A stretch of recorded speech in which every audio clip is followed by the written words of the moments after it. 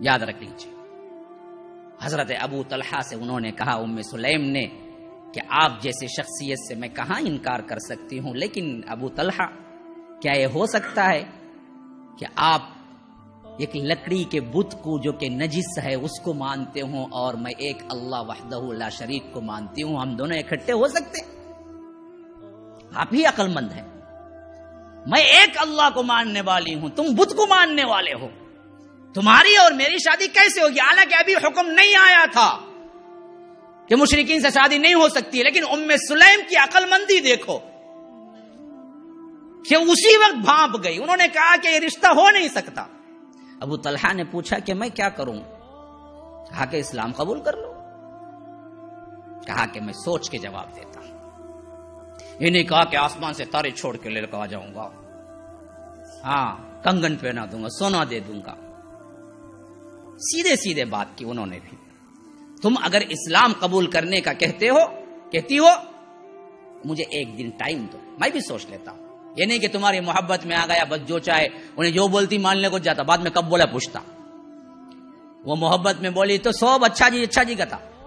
شادی کی تھی ہوگی بات لڑائی 21 مہینے میں آ جاتی. کیا اتنی محبت کرو شادی کرے اب تو کیا بھائی انہیں اچھا ہوا بھائی تبھی معلوم ہوگا انہیں کیا تھی معلوم انہیں ناقصام من کو نکلی بھائی کی رے وہ پہلے نہیں کرا تو کام ہو تو اتنا رے پکڑ کو لایا. اس وقت اندھادھن جاتا رہتا، 100 پاور پہ جاتا رہتا معاملہ. لیکن انہوں نے کہا کہ نہیں، مجھے وقت دو، اسلام قبول کرنے کا معاملے میں ایک مذہب تبدیل کرنا ہے، میں سوچ لوں کہ صحیح ہے یا نہیں ہے. پھر دوسرے دن جب آئے تو انہوں نے خوشی خوشی کہا کہ مجھے بھی یہی لگتا ہے کہ ان لکڑی کے بتوں میں کچھ نہیں رکھا ہے، ہم اسلام قبول کر لیتے ہیں. تو اسلام قبول کر لیا. پھر اس کے بعد وہ چوٹی کے صحابہ میں پہنچے. ان دونوں کا اسلام بہت ہی اونچا تھا اللہ کے رسول صلی اللہ علیہ وسلم کے ساتھ، یہاں تک کہ اللہ کے رسول کبھی کبھی ان کے گھر آیا کرتے تھے، اتنے کلوز مراسم تھے. اور ان کو اللہ تبارک و تعالی نے جو اولاد دیتا وہ بہت جلد لے لیتا. یہ مسئلہ ان کے ساتھ تھا. بعض جوڑوں کے ساتھ ہوتا ہے کبھی کبھی مسئلہ، یعنی شادی ہوئی ایک تو وہ مسئلہ ہو جاتا ہے بعض جوڑوں کے ساتھ کہ حمل ہی ٹکتا نہیں، بچے کے لیے پریشان، یہاں وہاں پھرتے رہتے، درگاہوں کے چکروں میں چلے جاتے. نعوذ باللہ ثم نعوذ باللہ. اللہ ضرور دیتا ہے، دیر ہے اس کے پاس، اندھیر نہیں ہے. لیکن بعضوں کا مسئلہ یہ ہوتا کہ اولاد کھڑتی نہیں، جیتی نہیں. پیدا ہوئی 6 مہینے میں مر گئی، یا مر کے پیدا ہوئی، یا 6 مہینے کا حمل گر گیا. یہ لگاتار ہونے لگتا. بعض جوڑوں میں کیا خود کے حیثیت سے ہی تکلیف ہوتی، کمزوری ہوتی. یہی حال گویا کہ ایسے ہی تھا. شاید حضرت ابو طلحہ اور ام سلیم کا کوئی بچہ نہیں ٹکتا تھا، کوئی بچہ نہیں ٹکتا تھا. جو بچہ پیدا ہوتا 1-2 سال میں کیا ہے وفات پا جاتا تھا. انہی میں وہ مشہور واقعہ بھی ہے جب ان کا بیٹا پیدا ہوا، عمیر نام کا. وہ چھوٹی سی چڑیا پالتا تھا جس کا نام اس نے کیا ہے نغیر رکھا ہوا تھا. اب وہ پالتے پالتے کیا ہوا، ایک دن وہ چڑیا مر گئی اور چھوٹا بچہ تھا وہ غم میں کیا ہے بیٹھ گیا روتی صورت بنا کے. اچانک اللہ کے رسول اسی وقت گھر میں آیا تو انہوں نے ام سلیم سے پوچھا کہ بچہ کیوں غم زدہ آیا؟ تو انہوں نے کہا کہ اس کی جو نغیر تھی وہ مر گئی. تو اللہ کے رسول نے کھیلتے کھیلتے اس سے سوال کیا کہ یا ابا عمیر ما فعل النغیر، یہ عمیر کے بچے بتا کہ تیری کیا ہے نغیر کیا ہوئی. تو سب کھلکھلا کے ہنس پڑے، بچہ بھی ہنس پڑا. اور انہی میں وہ واقعہ بھی یاد رکھ لیجئے، انہی کے ساتھ کا وہ واقعہ ہے کہ جب ان کے شوہر باہر گئے ہوئے تھے تو بچہ مر گیا. بچہ مر گیا تو ام سلیم نے یہ کیا کہ اس بچے کو اٹھا کے پڑوسی کے گھر میں بھجوا دیا، اور یہ تھکے ماندے رات کو آئے تو ان کو کھانا رکھا، کھلایا پلایا. پھر اس کے بعد کیا ہے زوجیت بھی رات میں ادا کی اچھی طرح، شوہر کے پورے حقوق ادا کیے. صبح سویرے جب نماز فجر کو نکلنے لگے تو پوچھا کہ اگر کوئی چیز تمہیں کوئی شخص قرض دے اور اس کے بعد اس کو لے لے تو کیا تم برا محسوس کرو گے ابو طلحہ؟ تو ابو طلحہ نے ام سلیم سے کہا کہ ہرگز نہیں محسوس کرنا، جب وہ قرض دے واپس لے لے تو ہم کو دینا چاہیے، ہم کو تنگ نہیں ہونا چاہیے واپس دینے. تو کہا کہ ویسے ہی اللہ نے کل آپ کو جو اولاد دی تھی کل وہ واپس لے لی. میں آپ کو بتانا یہ نہیں چاہتی تھی کیونکہ رات آئیں گے پریشان ہوں گے، پھر آپ کی نیند صحیح نہیں ہوگی، اس وجہ سے میں اب صبح بتا رہی ہوں. تو وہ پریشان ہو گئے، میرا بچہ مر گیا اور تم نے نہیں بتلایا اب تک. کہا کہ میں آپ کے لیے کیا یہ سب کچھ کہ آپ کو سکون ہو. تو وہ دوڑتے بھاگتے اللہ کے رسول کے پاس پہنچے اور کہا کہ میری بیوی نے میرے سکون کے لیے یہ کیا ہے. ایسا ہو سکتا ہے اللہ کے رسول کے ایک عورت اتنا کچھ ایک شوہر کو قربان کر دے؟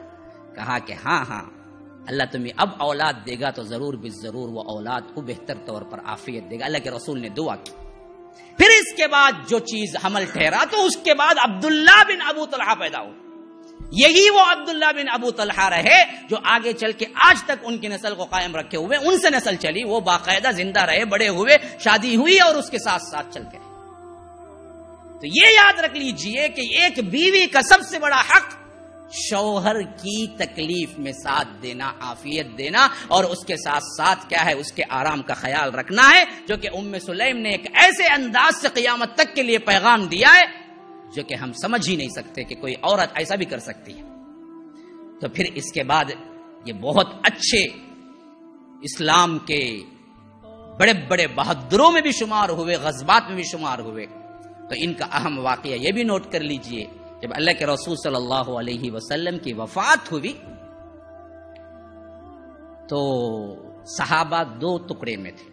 ایک صحابہ کا گروہ کہتا تھا اللہ کے رسول کو صندوق جیسی قبر کھودنا چاہیے. دوسرے صحابی کا ایک گروہ کہتا تھا کہ نہیں, اللہ کے رسول کو بغلی قبر کھودنا چاہیے, جو کہ صندوق ٹائپ آ کے پھر عربوں میں ہوتی تھی نیچے کی طرف. اب اس زمانے میں دو لوگ مشہور تھے دو قبریں کھودنے کے لیے, دو ہی اشخاص تھے مسلمانوں میں قبر کھودنے والے. ایک تھے ابو عبیدہ جو کہ صندوق کی شکل کی کھودتے تھے, ایک ہیں ابو طلحہ جو کہ بغلی قبر کھودتے تھے. دونوں اپنے اپنے گھر میں تھے. تو صحابہ نے کہا کہ ہم دونوں کو پیغام دیں گے کہ اللہ کے رسول صلی اللہ علیہ وسلم کی قبر کھودنا ہے, جو ان میں سے پہلے آئے گا ہم سمجھیں گے کہ اللہ یہی چاہتا ہے, اسی کو کہہ دیں گے کہ وہی قبر کھودنا ہے. ابو عبیدہ کو پیغام گیا کہ آؤ جلدی اللہ کے رسول کی قبر کھودنا ہے. ابو طلحہ کو پیغام گیا کہ آؤ جلدی اللہ کے رسول کی قبر کھودنا ہے. ابو طلحہ بغلی کھودنے والے, ابو عبیدہ صندوق نما کھودنے والے. اور یہاں چاہتے تھے صحابہ کہ کون پہلے آئے وہی اللہ تبارک و تعالی پسند کرتا ہے, اس کا معنی ہم فال نکال لیں گے. تو اللہ نے ابو طلحہ کو بھیج دیا جو کہ بغلی قبر کھودنے والے تھے, کیونکہ اللہ کے رسول ہمیشہ کہا کرتے تھے کہ بغلی قبر ہمارے واسطے. اللہ کے رسول کو بھی پسند بغلی قبر تھی. کہا کہ بغلی قبر ہمارے واسطے ہے, صندوق نما قبر غیروں کے واسطے ہے. یعنی یہ شیعی ممالک میں ہم جیسے عجمی جو ہیں ان کے لیے کیا ہے صندوق نما قبریں ہیں. ہمارے قبرستان میں صندوق نما قبریں ہی ہوتی ہیں. عرب میں جو لحاظ ہے وہاں بغلی قبریں ہوتی ہیں. تو اللہ کے رسول بھی کہا ہے کہ ہمارے لیے بغلی قبر ہے, دوسروں کے لیے کیا ہے صندوق نما قبر ہے. تو اللہ نے بھی یہی مراد چاہا کہ ابو طلحہ دراصل کیا کرے, بغلی قبر کھودنے والے کو پہلے بھیجو, اور انہوں نے آیا اور کھود دیا, اور بغلی قبر ہی میں اللہ کے رسول دفن ہوئے.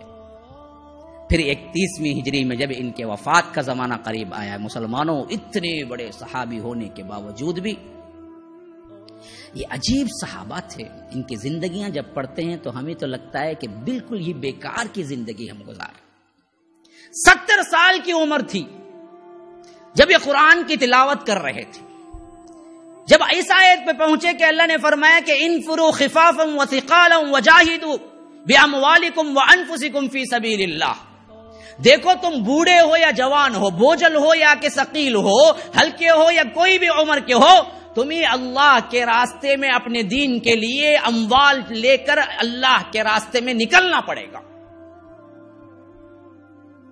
آیت پڑھے تو ایسا جوش آیا جہاد کا کہ قرآن بند کیا.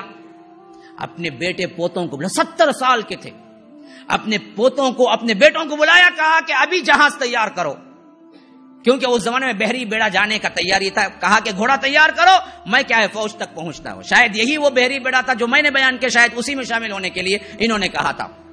تو بچوں نے منت سماجت شروع کر دی کہ ابا جان, بیٹے پوتے بھی تھے, انہوں نے کہا کہ اس عمر میں جہاد کو جانے کی کیا ضرورت ہے. آپ نے بدر میں شرکت کی, احد میں شرکت کی, خندق میں شرکت کی, آپ اللہ کے رسول کی ہر دور کی ہر لڑائی میں شرکت کی, ابو بکر کے ساتھ شرکت کی, اور حضرت عمر کے دور میں بھی شرکت کی. آج تو آرام کے دن ہے, کوئی واجب جہاد بھی تو نہیں ہے نا, ہم ہیں نا آپ کی طرف سے کرنے والے, آپ کے بیٹے پوتے, آپ اپنے گھر میں رہیے. انہوں نے غصے سے کہا کہ میں جو کہہ رہا ہوں وہ کرو, تم مجھے نصیحت کرنے کی کوئی ضرورت نہیں. اللہ کہتا ہے کہ بوڑھے رہو جوان رہو ہر حالت میں اللہ کے لیے نکلو. میں یہ آیت ابھی پڑھاؤں ابھی نکلوں گا. تو آخر کار انہیں کیا ہے گھوڑا تیار کر کے بٹھایا گیا اور وہ تلوار لے کے نکل پڑے. اور ساتھ میں کیا ہے جہاز تک چڑھانے کے لیے ان کو لے جایا گیا کہ جب جہاز پہ چڑھے اور جہاز چلنا شروع ہوا تو اللہ نے روح قبض کر لی. میدان جہاد میں اللہ کسی کو بلا کے دینا ہے تو اپنے مقرب بندوں کو یوں ہی بلاتا ہے، ورنہ شہادت کی موت تو نہیں ملتی. اللہ نے ان کے قرب کا اور ان کی تربیت ان کے احترام کا تقدیس کا اتنا مرتبہ رکھا تھا کہ اللہ ان کو شہادت کے طور پر شہید بنا کے بلانا چاہتا تھا تو ان کے دل میں ڈالا کہ بچوں سے کہو کہ مجھے اٹھاؤ. حالانکہ جنگ میں شہید نہیں ہوں، لیکن اللہ کے رسول نے پہلے ہی کہہ دیا کہ جو جنگ میں شریک ہوتا ہے وہ سادی موت بھی مرے تو وہ شہید ہی ہے. تو جیسے ہی یہ جنگ میں شامل ہوئے ایک دن کا بھی فاصلہ نہیں ہوا اللہ نے روح قبض کر لی. اب ساحل پہ اتر کے ان کو دفن کریں گے تو نہ کوئی زمین ملتی ہے نہ ساحل ملتا ہے اور جہاز چلنا شروع ہو گیا ہے. اب وہ عجیب بات دیکھے مسلمان صحابہ بھی جو ساتھ میں تھے. 7 دن جہاز چلتا رہا چلتا رہا چلتا رہا چلتا رہا. ابو طلحہ کی میت میں کوئی تغیر نہیں ہوا. 7 دن بعد زمین کا ایک ٹکڑا سامنے آیا تو وہاں جا کے ان کی قبر کو انہوں نے دفن کیا وہاں پر. اور 7 دن تک لاش کے اندر کوئی تغیر نہیں آیا. اس زمانے میں فریز باکس تو نہیں تھے رکھنے کے واسطے. اپنے اللہ والے بندوں کی اللہ جسموں کی بھی حفاظت کرتا ہے. یہ اللہ والے بندے ہوتے ہیں.